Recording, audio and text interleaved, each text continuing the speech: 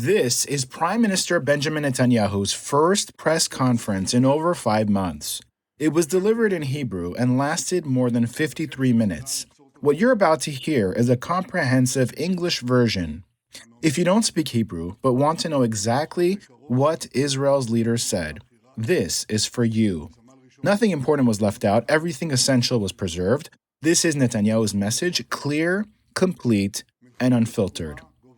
My fellow Israelis, tonight I speak to you not just as Prime Minister, but as a father, a son of this land, and a servant of a people who have stood tall through generations of darkness and still rise.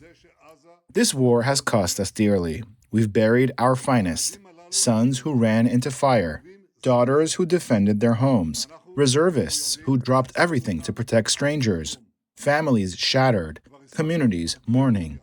But we must hold on to one truth. This war is just. This war is necessary. This war we will win. And we fight it for one reason, so our children will not have to. On October 7th, the illusion shattered. We saw evil not just at our doorstep, but inside our homes. Babies burned, mothers raped, civilians hunted like animals. It wasn't just an attack. It was an attempt to annihilate. Hamas showed the world, again, who they are. And so we rose. We launched the most complex, wide-ranging, and morally justified military campaign in Israel's history. Our mission has 3 goals. Number 1, destroy Hamas. Number 2, return every hostage. And number 3, ensure Gaza can never again pose as a threat to Israel. These aren't slogans. These are strategic imperatives, and they are intertwined. One cannot be achieved without the others. Let me tell you what we've already accomplished. We've eliminated tens of thousands of terrorists. We've killed top Hamas leaders, Def, Hania, Yahya Sinwar, and likely Mohammed Sinwar. We've destroyed their tunnels, weapon stockpiles, drone factories, and cyber systems. We shattered the myth of Hamas invincibility. Their terror regime in Gaza is crumbling. The fear is now theirs. And we have brought home 197 hostages, 148 alive. People the world told us were lost forever. At the beginning, I was told we might not even get one back. But I knew differently, I acted differently, and we proved what Israel can do. After securing the south, we turned north. In an unprecedented strike, we hit thousands of Hezbollah targets simultaneously. We killed Nasrallah, his successor, and his successor's successor. We destroyed missile depots built over a decade. We neutralized the threat to our northern towns, and families are finally returning home.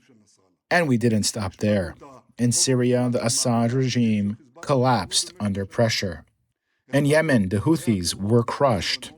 In Iran, we hit critical infrastructure and defense systems. We dealt blows across the entire axis of evil. But let me be clear, Iran remains a serious threat. And while we coordinate closely with the United States, Israel will always reserve the right to defend itself, alone if necessary. We will never outsource our survival. Now, some voices in Europe, in the media, even within our borders say, enough, end the war. To them I say, we will end this war on Israel's terms. And here are those terms. All hostages return, not some, all. Hamas lays down its weapons permanently. Its leadership is destroyed or exiled. Gaza is fully demilitarized, and the Trump plan is implemented, offering Gazans a peaceful exit if they choose it. Anyone asking us to stop now is asking us to leave Hamas in power, to let them regroup, rearm, dig new tunnels, train new fighters, launch the next massacre. We've lived through this cycle before. Not again. Never again. There's another war we're fighting, the war of narrative. I want to address something that shocked the conscience of every decent Israeli. While our soldiers are risking their lives to rescue civilians, a former general, Yair Golan, accused them of war crimes. He said, and I quote, that we kill babies as a hobby. Let that sink in. That is not criticism, that is blood libel. The same kind of hatred that led to pogroms in Europe now echoes within our borders. Let me be absolutely clear. Hamas kills babies and celebrates. Hamas burns families alive and films it. Hamas targets civilians deliberately. The IDF is the most moral army in the world. No other military works so hard to avoid civilian casualties, even at the cost of its own soldiers' lives. And yet, instead of defending our troops, some defend the slanderers and fuel the fire of global antisemitism. Why? Because to them, power matters more than truth. Politics matters more than justice. But not for us. We know the truth, and we will speak it loudly. Now let's address the humanitarian aid debate. We're accused, falsely, of starving Gaza. But here's the truth no one wants to say.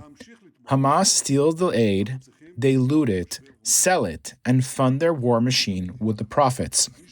So we created a new system, in coordination with the U.S., to ensure aid reaches people, not terrorists. 3 stages. Number 1, emergency food deliveries carefully monitored. Number 2, distribution points run by American companies guarded by the IDF.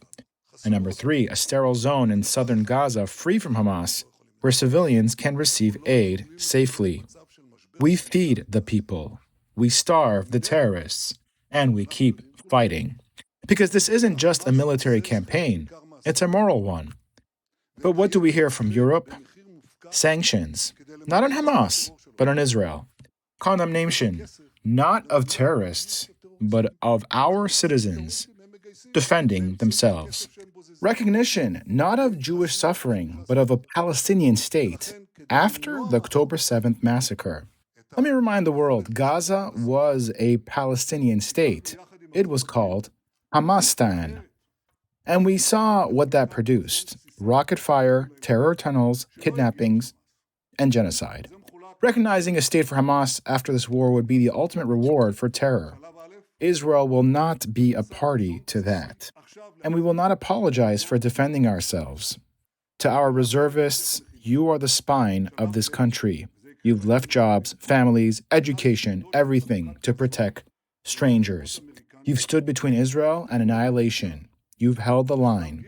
We owe you not just thanks, but action. We've approved billions in aid for education, housing, land grants, mental health, and job support.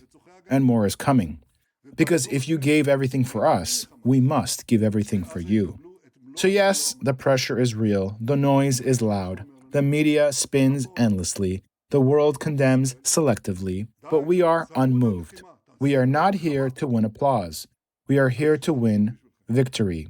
Victory for the families of the murdered. Victory for the hostages still in chains. Victory for the next generation who deserve to grow up without sirens and shelters. Let me close with this. Many years ago in the army, I was trained to dive with Shayetet 13. The instructor said, when the storm rages above, when the waves crash and the winds howl, dive deep. Below the surface, there is silence, there is focus, there is direction. You hold your compass, and you swim. This is what we are doing now. Amid the chaos, we hold steady. Amid the noise, we stay focused. Amid the rage of the world, we follow our compass. We know what must be done. We will not stop. We will not retreat. We will not surrender. We will crush Hamas. We will bring home every hostage. We will dismantle the axis of terror. And we will build a future where Israel is stronger, safer, and prouder than ever before. Together until victory.